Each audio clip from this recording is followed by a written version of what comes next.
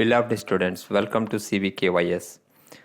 आज हम लोग इस वीडियो में डिस्कस करेंगे profit and loss prior to incorporation. Certificate of incorporation एक ऐसा डॉक्यूमेंट जो जब तक किसी बिजनेस को नहीं मिलता तब तक वो बिजनेस अपने आप को एज ए कंपनी नहीं बोल सकता। Certificate of incorporation document government of India ministry of corporate affair के द्वारा इशू किया जाता है और इस डॉक्यूमेंट के मिलने के बाद ही कोई भी बिजनेस ये बोल सकता है कि अब वो मार्केट में एज ए कंपनी चल रहा है। अभी के समय में हर बिजनेस ये चाहता है कि वो अपने आप को एक्सपैंड करे और बिजनेस को एक्सपैंड करने के लिए एक सबसे सिंपल तरीका है कि आप किसी पुराने चलते हुए बिजनेस को परचेस कर लीजिए। ये सोचकर बहुत सारी कंपनियां किसी सोल प्रोप्राइटरशिप या पार्टनरशिप बिजनेस को खरीद लेती है।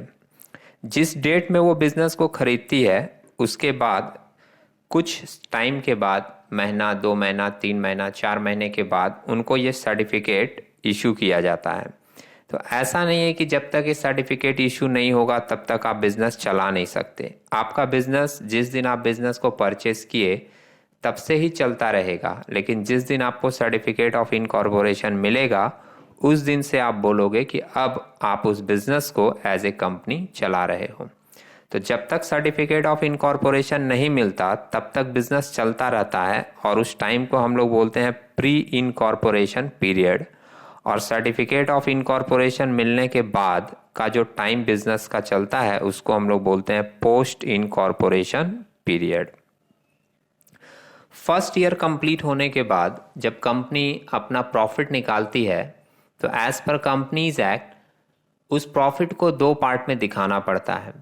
प्री टाइम वाले प्रॉफिट को हम लोग कैपिटल रिजर्व के नाम से दिखाते हैं, कैपिटल रिजर्व के नाम से, और पोस्ट पार्ट वाले प्रॉफिट को हम लोग दिखाते हैं प्रॉफिट एंड लॉस के नाम से। इसलिए फर्स्ट ईयर के प्रॉफिट को 2 पार्ट में बांट दिया जाता है। ये बांटने का काम स्टार्टिंग से ही किया जाता है। जितने भी इनकम होंगे, जैसे आपका ग्रॉस प्रॉफिट है, ये आप प्री पोस्ट में बांट के दिखाओगे। फिर जितने भी एक्सपेंस होंगे वो सारे के सारे एक्सपेंस भी प्री और पोस्ट में बांट कर दिखाए जाएंगे। जितने भी ग्रॉस प्रॉफिट आपके होंगे दोनों पार्ट का अलग अलग, उसमें से सारे एक्सपेंसेस को लेस कर देंगे। प्री का जो प्रॉफिट आएगा वो कैपिटल रिजर्व के नाम से दिखा दिया जाएगा और पोस्ट का जो प्रॉफिट आएगा वो प्रॉफिट एंड लॉस के नाम से दिखा दिया जाएगा।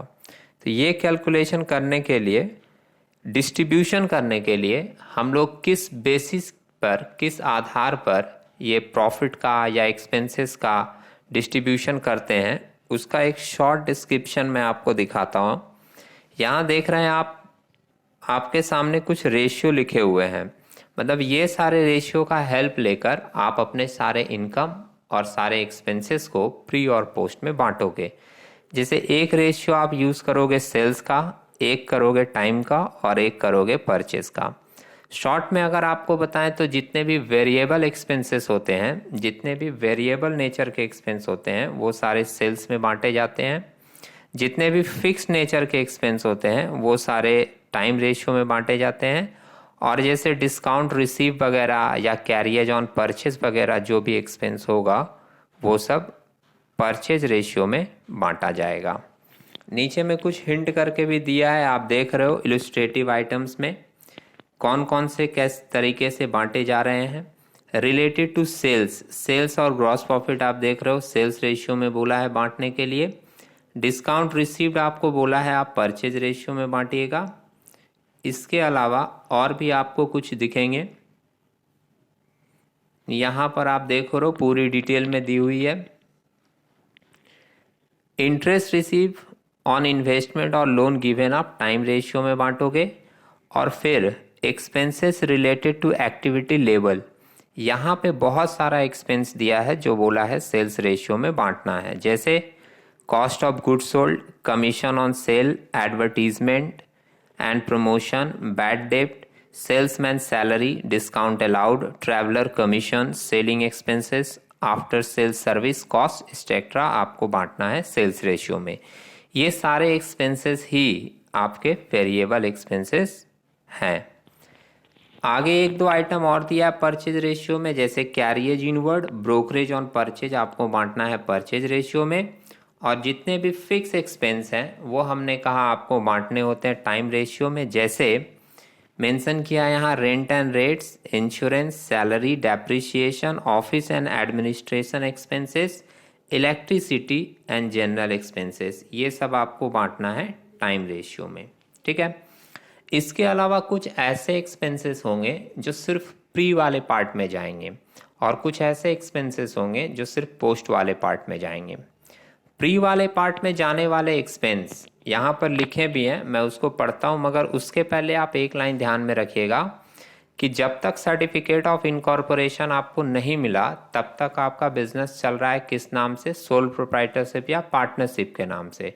तो आपके पास जो भी सोल या पार्टनरशिप बिजनेस का एक्सपेंस दिखे वो आप दिखा देना प्री में।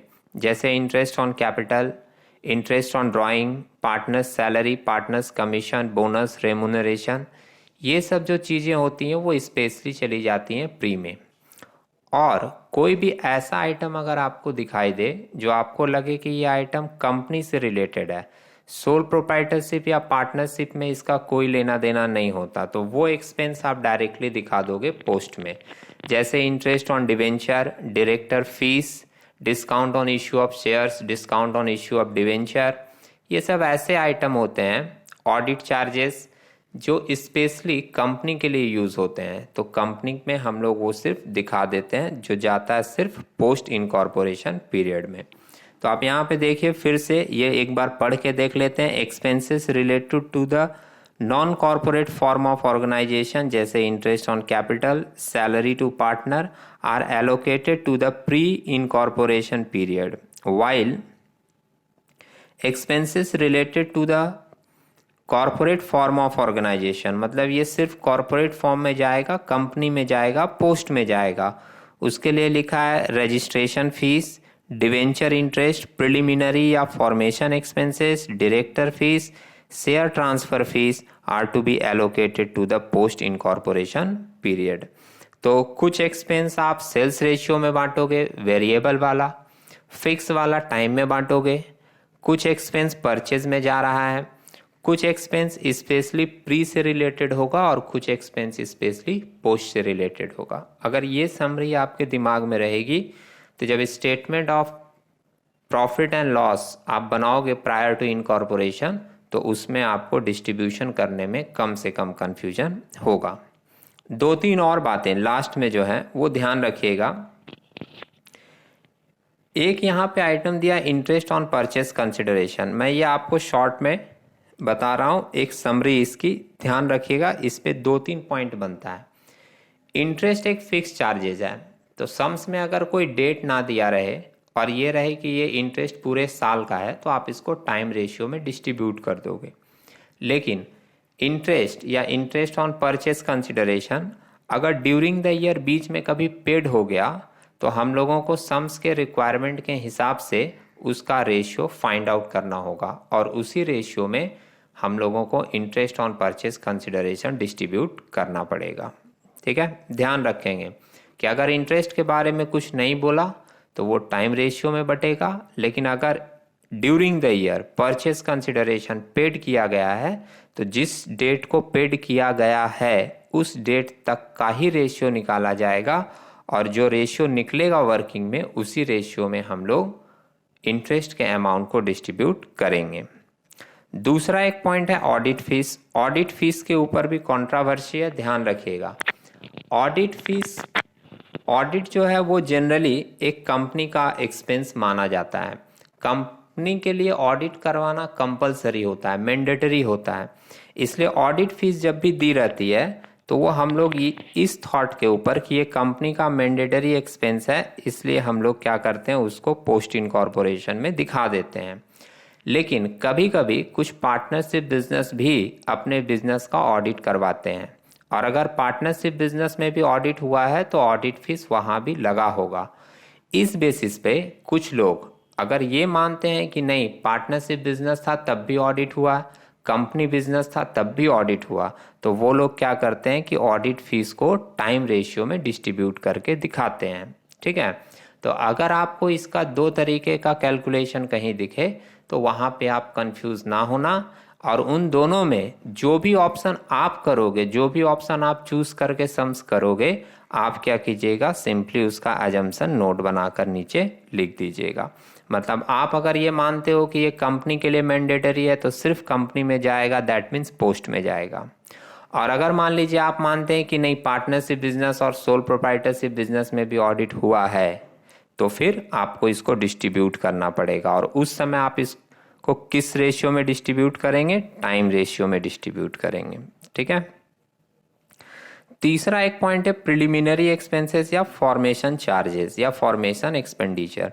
इसके ऊपर भी एक थॉट ध्यान रखिएगा। प्रिलिमिनरी एक्सपेंसेस या फॉर्मेशन एक्सपेंसेस बिजनेस को सेटअप करने का खर्च होता है। ये खर्च भी स्पेशली कंपनी के लिए चार्ज किया जाता है, लेकिन ये डिपेंड करता है कि कंपनी के प्री इनकॉर्पोरेशन में कितना प्रॉफिट हुआ है। कुछ एक क्राइटेरिया है, उस बेस पर अगर रिवेन्यू प्री का अच्छा है तो फिर प्रिलिमिनरी एक्सपेंसेस भी प्री वाले पार्ट में दिखाया जाएगा। और फिर जब आप इसको डिस्ट्रीब्यूट करोगे तो इसको भी आप टाइम रेशियो में डिस्ट्रीब्यूट करोगे। लेकिन जनरली अगर सम्स में कोई भी इंफॉर्मेशन इससे रिलेटेड नहीं लिखी रहती और सिंपली लिखा रहता है कि प्रिलिमिनरी एक्सपेंसेस रिटन ऑफ, तो हम लोग प्रिलिमिनरी एक्सपेंसेस को भी पोस्ट इनकॉर्पोरेशन पीरियड में शो करते हैं। ठीक है। इसके अंदर की चीज़ आप चाहो तो वीडियो को पॉज करके एक बार देख सकते हो, पढ़ सकते हो, या नोट्स और भी कहीं से जनरेट कर सकते हो। हम लोग इसके एक क्वेश्चन के साथ जिसमें ये देखेंगे कि किस तरीके से प्री और पोस्ट की डिस्ट्रीब्यूशन की जाती है, किस तरीके से फॉर्मेट लिखा जाता है, इस डिस्कशन के साथ एक नेक्स्ट वीडियो में मिलेंगे। तब तक के लिए टेक केयर।